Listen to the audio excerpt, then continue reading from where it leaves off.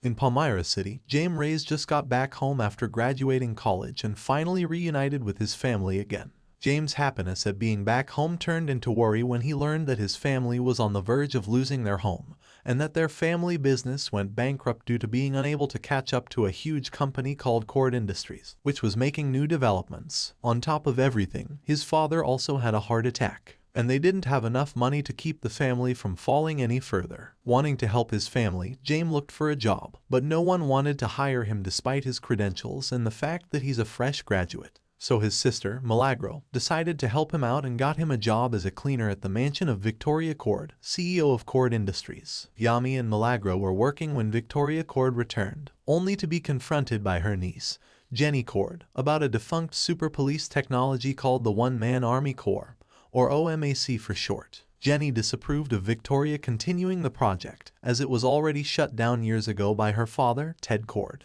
who was the former CEO of Cord Industries before he disappeared. Jenny demanded Victoria stop the OMAC project, but Victoria refused to do so, threatening Jenny to not get on her way. Jamie saw the confrontation and decided to step in when he saw how uncomfortable Jenny was. His actions caused him and Milagro to get fired. Outside the mansion, James and Milagro were waiting for someone to fetch them when Jenny came out. Jenny apologized for James and Milagro getting fired and gave her number to James, giving him her contact number for a new job she was offering him. James was hesitant to accept the job offer, but after talking with his father, he decided to text Jenny and accept the job. The next day, the whole family dropped off James in front of Cord Industries, and the latter was beyond embarrassed because of his family's overly enthusiastic cheers of support for him. Meanwhile, Jenny had sneaked into a restricted area, and using a food delivery box, she stole the Scarab artifact that Victoria had discovered in a frozen wasteland somewhere in Antarctica. James saw her in the elevator while she was escaping and followed her. Suddenly, the alarm went off, and Jenny handed James the box containing the Scarab artifact and told him to hide it, warning him not to open the box or touch what was inside.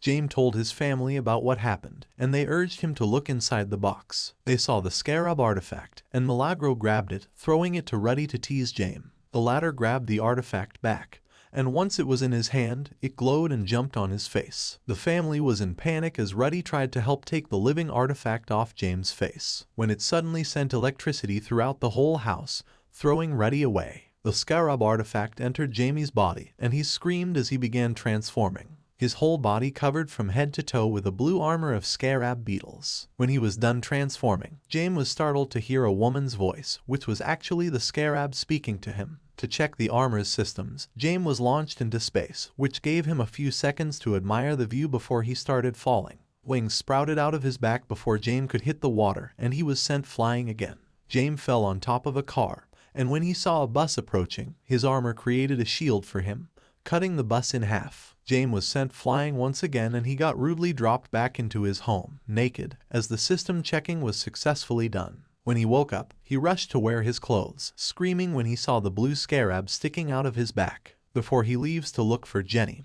Ruddy explained that the police might work for Cord, and once they found out a seemingly military device was inside James, the government would be all over her, and the whole family might get into trouble. So James' mother didn't allow James to leave, but the latter escaped while they were all arguing. James looked for Jenny to ask for help in removing the Scarab inside him and found her escaping Cord Industries. Jenny entered the vehicle when she saw him, and they escaped from Victoria's mercenaries. Jamie took Jenny to his house, and Ruddy obviously didn't like it as he started nagging at Jenny. The latter ignored him and asked where the Scarab was, only to find out that it was inside Jamie. Jenny explained that the Scarab artifact is a sentient bioweapon that was given to her father when she was a kid. The Scarab chooses its own host, and it willingly chooses to bond with James. Jenny didn't know how to remove the Scarab from James, but she knew where her father's vault was and thinks it is where they could find answers. To enter the vault, they need a digital key that was hidden in Cord Industries. Ruddy dropped James and Jenny off in front of Cord Industries, and the duo entered the building to steal Ted Cord's watch, which was also the digital key for his vault. But before James and Jenny could escape, they saw Carapax, Victoria's bodyguard, who was sent to get the Scarab back. Jamie fought against Carapax, who had the OMAC prototype fused to his body, while Jenny went back to the car with Ruddy. Seeing that Yami was losing against Carapax, Ruddy and Jenny sent Carapax flying, allowing Yami to get inside the car so they could escape. On their way to Jenny's childhood home, Jamie informed Jenny and Ruddy that the Scarab had introduced itself as Kajita. The trio reached Cord's mansion, and using Ted's watch, Jenny opened the door to her father's vault, which was actually his secret laboratory where he used to operate as the superhero Blue Beetle. While Ruddy hacked into Ted's computer, Jamie and Jenny went back upstairs, where Kajita healed James' wounds. Jenny then shared that her father spent his life studying the Scarab.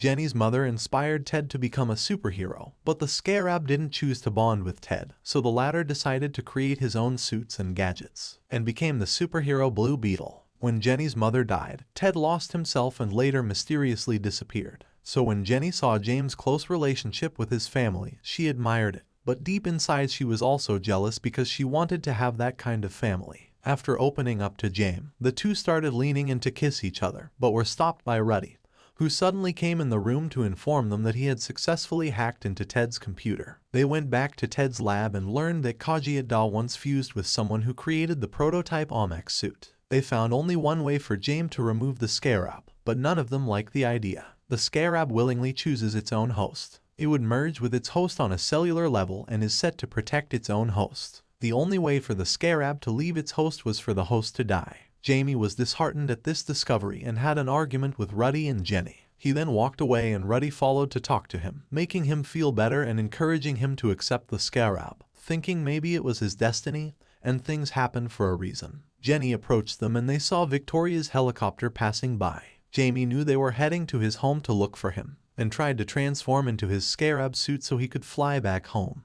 But it wasn't working, and when he remembered what Ruddy said about the Scarab protecting its host, he jumped off the roof and Kajita finally showed itself up. Amy flew back home and protected his family from Victoria's mercenaries. When she saw that the bullets weren't affecting the Scarab suit, Victoria ordered her men to fire at James' family. James shielded them from the bullets and defeated most of the soldiers while the family ran away. But Milagro tripped and was unable to move because of a mercenary, so their father, Alberto, ran to help her. Seeing the situation his father and sister were in, James shot the mercenary and put his focus back on Carapax, who was about to fire at him. But then Alberto had a heart attack, and James tried to run towards him only to get caught by an electrical claw car. Pax fired at him. The family house exploded behind them as James' family huddled around his father crying for help while James was captured by Victoria and Carpax. The ambulance arrived a while later and Alberto was declared dead on the spot. The next day, the whole Reyes family decided to save Jamie together, and Jenny took them to the Cord mansion where they used Ted's armored airship called the Bug Ship to rescue Jamie. The Reyes family and Jenny laid out a plan,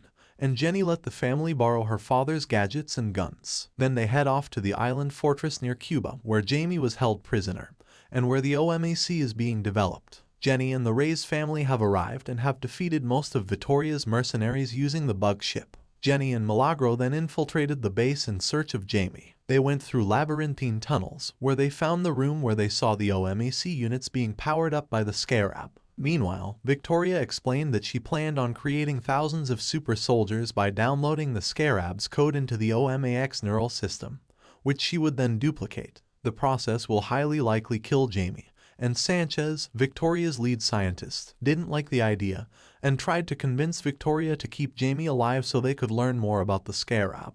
But Victoria didn't listen to him and ordered him to start downloading Scarab's code onto Carapax, who had an OMAC prototype. The extraction of the Scarab's codes had begun, and Jamie kept on screaming as he was put in excoriating pain due to the process. James' organs started shutting down and his pulse was dropping. But before he passed out, James saw a vision of his father, who encouraged him to embrace his destiny instead of fighting it. James then bid farewell to his father and reached out to Kajita, finally accepting to be its host. While Jamie was reaching out to Kajita, Jenny and Milagro approached the generator and placed explosives on it. They stood away from the generator, and the explosives went off while Jamie had successfully accepted Kajita. But it was already too late, as the code had been downloaded into Carapax's OMAC suit. Jamie freed himself from his restraints, and Sanchez helped reboot his Scarab suit, but was killed by Carapax. Jamie ran away from Carapax, who is now wearing a fully powered Carapax suit, and met his Nana, who shot all the mercenaries with the high-tech machine gun she borrowed from Jenny. They went back to the Bug Ship, and when they realized that Jenny and Milagro hadn't come back yet, Jamie went back for them. Meanwhile, Jenny was rendered unconscious after the explosion, and when she woke up, she was captured by Victoria. Milagro, on the other hand, was being chased by the mercenaries when Jamie arrived to help her. Jamie defeated the mercenaries, and Milagro hugged him afterward. Reddy approached them, yelping in surprise when a body fell beside him, and Milagro ran to hug him. Jamie realized that Jenny wasn't there, but before he could go look for her, Carapax arrived, and the two of them engaged in a fierce fight. Jamie was losing against Carapax, but before the latter could kill Jamie, Reddy appeared and started throwing stones at Carapax. Carapax shot Reddy with a rocket, and thinking that Reddy was dead, Jamie was furious. Wanting to avenge his father and uncle, Jamie used all his power and strength to beat Carapax, and once he gained the upper hand, Jamie aimed to kill Carapax, but was stopped by Kajita. Kajita reminded Jamie of when he said that they weren't killers and showed him Carapax's past. Carapax lost his mother at a young age due to a bomb attack, and he became a young soldier who grew up in a bad environment and was taken in by Victoria, who used him as a guinea pig for her OMAC project. The painful life that Carapax led had turned him into a cold-hearted man, who was manipulated into becoming loyal to the woman who mistreated him. Jamie took pity on Carapax and put his sword away. He pulled Carapax up and told him that his love for his family is what made him strong. Jenny, on the other hand, was in the helicopter with Victoria, who confidently stated that she could still start over with her project, now that she had the duplicated Scarab code. But Jenny used a protective foam gadget, which killed the pilots in the process, and crashed the helicopter. With the help of the protective foam, Jenny and Victoria fell from the helicopter but safely landed. Once landed, Jenny destroyed the duplicated Scarab code, and an enraged Victoria told Carapax to kill both Jamie and Jenny. But for the first time since he was taken to Victoria, Carapax didn't obey her anymore. He let Jamie and Jenny escape while he pulled out the locket necklace containing a picture of him and his mother. He set his OMAC suit to explode and dragged Victoria along with him as he walked towards the illusion of his mother calling him with a smile on her face. Carapax's suit exploded, destroying the whole island with him and Victoria in it. And Jamie ran back to the bug ship where he reunited with Jenny, his family, and Reddy, who was still perfectly alive. They all hugged each other, crying tears of joy that the whole ordeal was now over. After everything that happened, Jenny became the new CEO of Cord Industries. Meanwhile, the whole Ray's family now gave themselves time to mourn Alberto. They visited their old burned home,